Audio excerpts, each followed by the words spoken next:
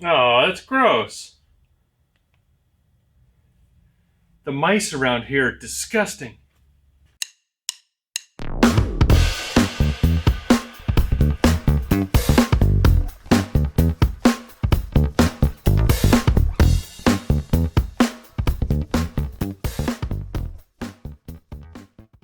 Welcome back to the workshop, guys.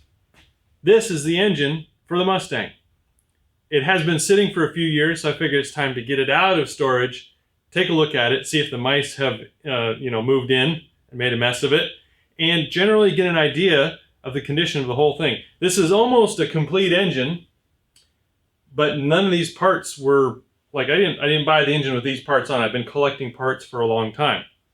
So, yeah, let's get started. So let's start off with the basics. What the heck is it? This is a 460 Ford. It is basically the same as a 429, but it's got a different crankshaft in it. Some people say, oh, 460, that's a truck motor. Why would you put it in the car? It is very popular in the trucks in the 70s, but it was originally a car motor. 1968. I'll put it on the screen so you know what I'm talking about. A few cars in the late 60s did get 460s. So the big problem with the 460s in the 70s, especially in the big cars and trucks, which is, I guess, basically all they used them in, the heads sucked. They went from a small closed chamber, which is what these are, to a larger open chamber design, and that brought the compression ratio way down, and it's not really a performance head. The other big change was the timing set. They actually retarded the camshaft by 3 degrees from the factory. So an easy way to pep up a 460 real quick is to get a different timing set, a straight up timing set, as they call it. Now, obviously, this one is not in its factory configuration. So let's take a look here. Ah! Oh yeah, no valve train. I forgot about that. Like I said, it's mostly complete. So, how is this thing put together? Well, obviously you can see the dual quads on it. That is totally for looks. I could put a single plane with a 800, 900 CFM carburetor on it, and it would do just fine. In fact, it might make a little more peak horsepower than this dual quad setup. But this is the look I'm going for. Originally, I was not going to run a hood, which means this would be sticking out and very obvious. But I'm kind of leaning towards putting a hood on it with a big scoop of some kind. So we'll have to figure that out in the future. I'm not totally set on what I want to do. However, these are staying. So don't try and convince me otherwise. If I fail in the future and I cannot get these things tuned properly and they're just a headache, then you can say, I told you so. But until then, okay. So this is a Blue Thunder, what they call a high-rise dual quad. It's intended for the 429, so plenum volume is slightly small. So we're going to be running probably a 3/4 inch or a 1 inch spacer on top of these. But again, that's going to be dictated by drivability and, horsepower. I mean, we want to make good power. So biggest problem with storing an engine like this is the mice get into it. I freaking hate it. I tried to cover up a lot of this stuff. Obviously, I didn't have the carburetors plugged, but they have not. And there's a dead bug in there, but that's about it. The mice have not gotten into the carburetors, so maybe it smells bad enough they won't climb in there.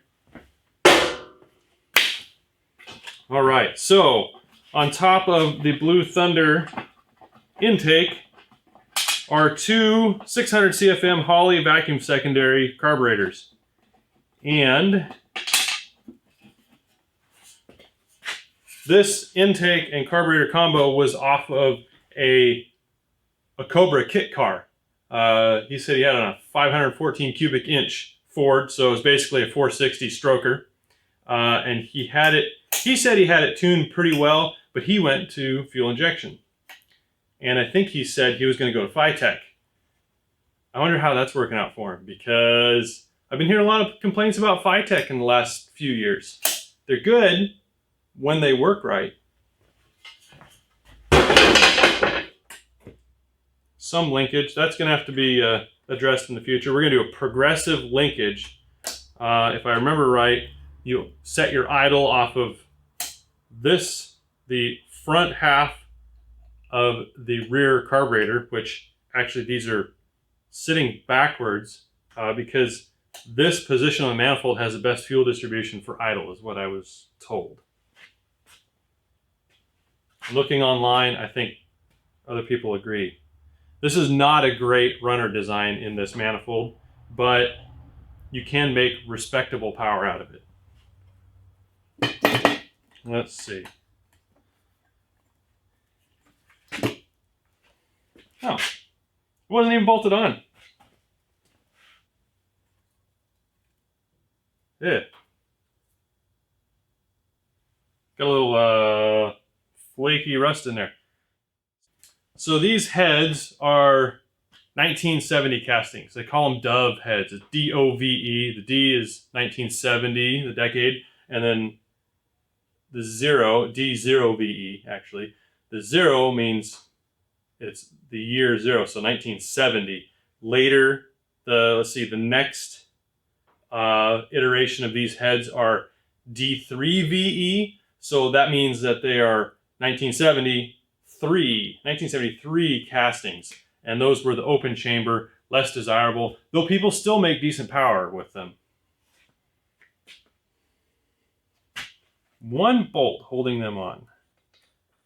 And these I got as with a different car. I got some engines and some car parts with that car. That car is now long gone. In fact, I think it's been scrapped because I saw it for sale on Craigslist a couple of years after I sold it, and it looked terrible. It was moldy inside and it had no engine.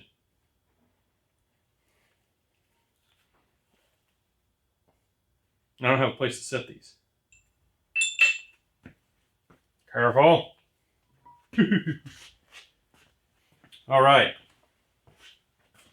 I'll get some close-up shots of the heads so you can see them, see the condition of them, and see how big those intake ports are, and kind of how choked off those exhaust ports are, because that's the major restriction in these heads is the exhaust port size. So I'm going to port these here in my shop in the future.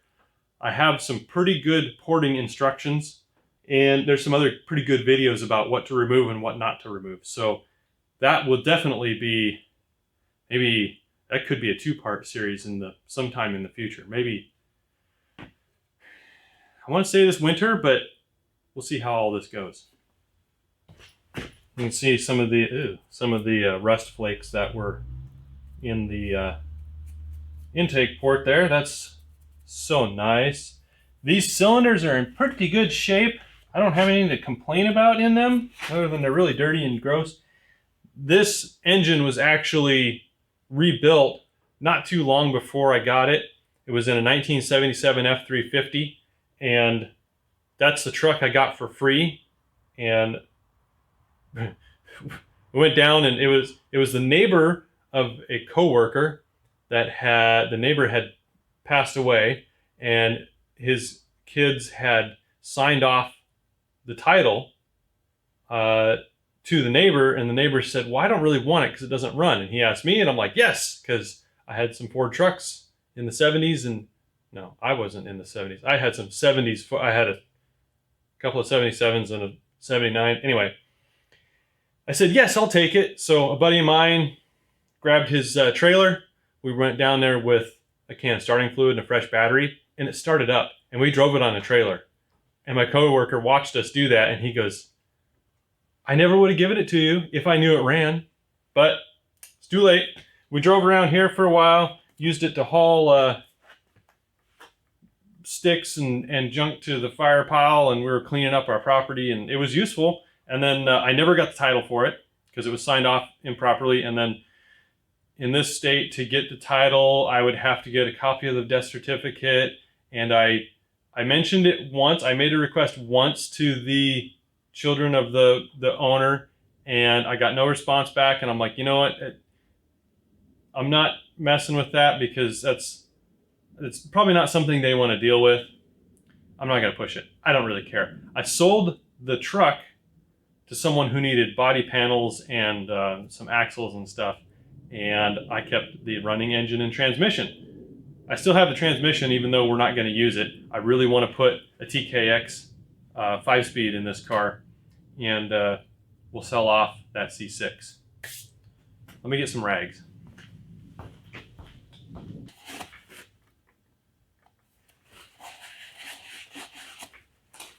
Let me get a light too. We'll look in these cylinders. All right. You can still see some of the crosshatch from the rebuild. What I think happened with this is the oil pan's got a hole in it now. So, well, not now, it's been patched, but I think someone broke a rod and they had this whole thing rebuilt. So it was bored and honed, had a new set of cylinders, new set of, oh, there's a little scratch there. A new set of rods in it, and these do not look like factory pistons. So, there's a scratch in the wall. Let's come in here and look at it. Oh, I just blinded myself. I don't know if you're going to be able to see that, but there's a scratch in the wall right here. But I cannot catch my fingernail on it. You can't really feel it. You can just see it. We'll have to clean these up pretty good. See if I can bring you in so you can see the crosshatch even. There you go. See a little bit of that crosshatch in there. So like I said, it's in really good shape. I think when we roll it over, we'll even see some grinding marks on the balance pads of the rods, which makes me think it's a balanced rotating assembly. Another win.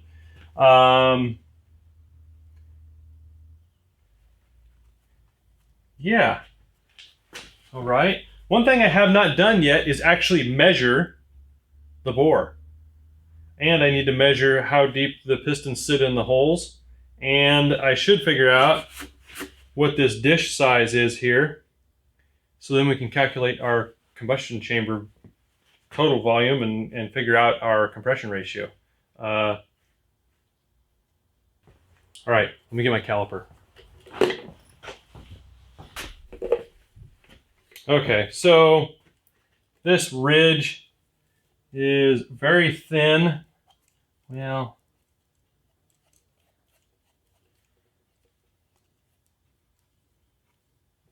I wonder if there's one that's a little less. Oh no. Oh no, we got some rust. Oh man. Well, that's the hazard of leaving it sit for too long. We actually have some rust in these two cylinders. Dang it.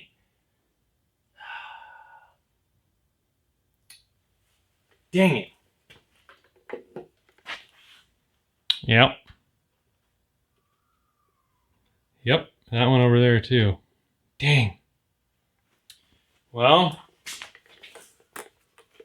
I guess I should have turned it over a little more often by hand and kept oiling it, but I've had this engine for, I don't know, 10 years? More than that. I don't know. It's been in this state for a long time. Dang it. That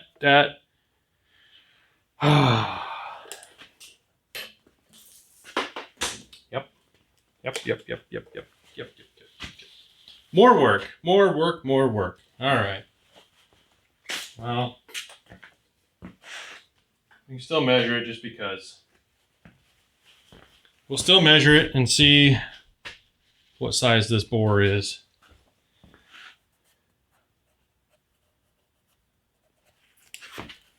Even though we're going to have to at least hone it. 4.385. 4.385. I'll have to do the math on it later.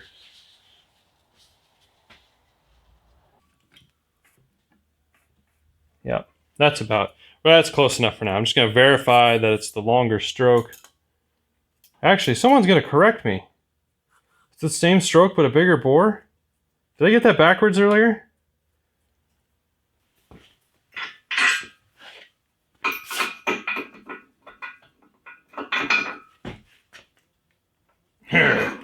me guess. Is it stuck?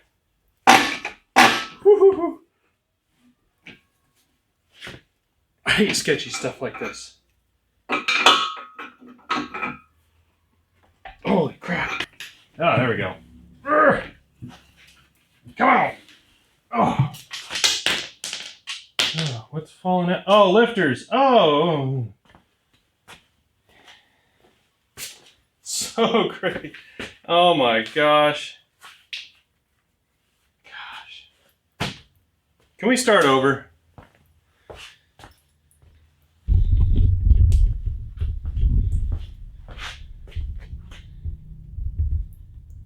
Lifters falling out. There's oil in those passages. I think that's as far as we'll roll it. We'll just pull a pan off the other side and take a look. Oh no, it's getting worse. It's done the same thing.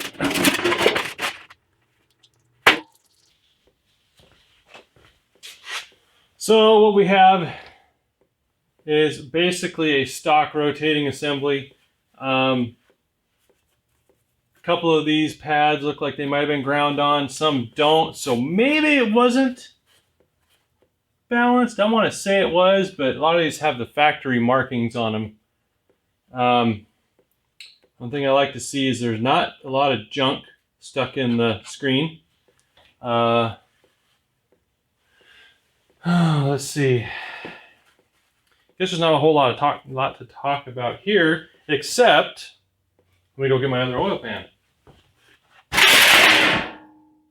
Oh, yuck. This is the oil pan I picked up. It's a Fox body conversion, or a Fox body engine swap oil pan for 460. This should clear the Mustang 2 crossmember that's going in this car. And rumor has it that if you find a set of Fox body 460 swap headers, they'll clear the unibody in this car. So if I find a set, I'll grab them. Otherwise, I am planning on building a custom set to make sure that it fits nicely and clears the transmission, and we don't put hot spots on the floor right by the passenger's feet, and on and on. So this one came with the extra long pickup, which now that I'm looking at it, it's not going to fit this oil pump. That don't work. Okay, so maybe we'll be getting a new oil pump. I was really hoping that I wouldn't have to tear down this rotating assembly, but with the rust in the cylinders and it maybe the possibility of running nitrous, I have to gap the rings anyway for anything more than like 75 horse on this for a nitrous shot on this engine. It's even leaking out of there.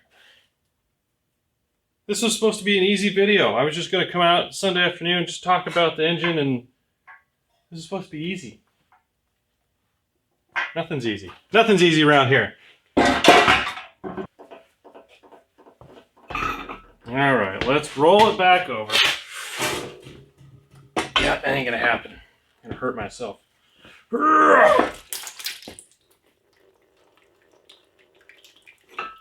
Can I? I'm just gonna give up now. This is ridiculous.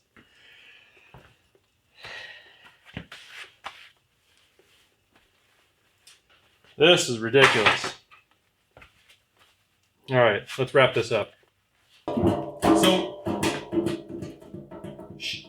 So before we wrap this up, let's quickly talk about what the goal is for this engine. Like I said before, this is kind of a drag and drive style car. I want good power. I want it to go down the road nicely, and I want to be able to hit a drag strip without a problem. So maybe it's more street strip car, your classic street strip car. Drag and drive seems to be the common theme right now for a lot of high performance street cars. That being said, dual quads are not really a race item, but again, it's that look, it's the idea. This is mostly stock. Now I'm probably gonna have to take it apart. So we're going to gap the rings a little wider for nitrous, because I was originally gonna put like a 75, maybe 100 shot of nitrous on this car. But if I can open up the ring gap a little bit and check over all the parts, and we'll get the manufacturer's information on these pistons once we get them out. Maybe we can see some part numbers on them. Maybe we'll go 100, 150 shot of nitrous. The goal for this car without nitrous is right around 500 horsepower, right around 6,000 RPM rev limit, probably shifting at 56, 5700 RPM. Iron block, iron heads ported. I would love to have a set of aluminum heads, but that's just out of my price range. That transmission is going to cost me an arm and a leg as far as this project goes, so I won't be able to also buy aluminum heads, unfortunately. But we'll put all this together into a really strong street package, and the goal for the car is right around 3,000 pounds. We'll see how it turns out with the roll cage. We're going to be ditching some of the glass. Not much for an interior, so it's going to be right around 3,000 pounds. It's going to go just fine. If we hit 500 horse, naturally aspirated, at 3,000 pounds, that's better power to weight ratio than a Hellcat. Just saying. Then if you add another 150 horsepower of nitrous, I don't know what, like, it's gonna be ridiculous. And this old school car might be a little scary. Anyway, thanks for stopping by the shop. Make sure you tune in the future as we continue to work on the car, build an engine now, take it apart, put it back together, and put this into. All right, thanks. We'll see you next time. What was this? What was I doing here? Thanks, guys. We'll see you in the future. See you next time. We'll see you sometime. Thanks again.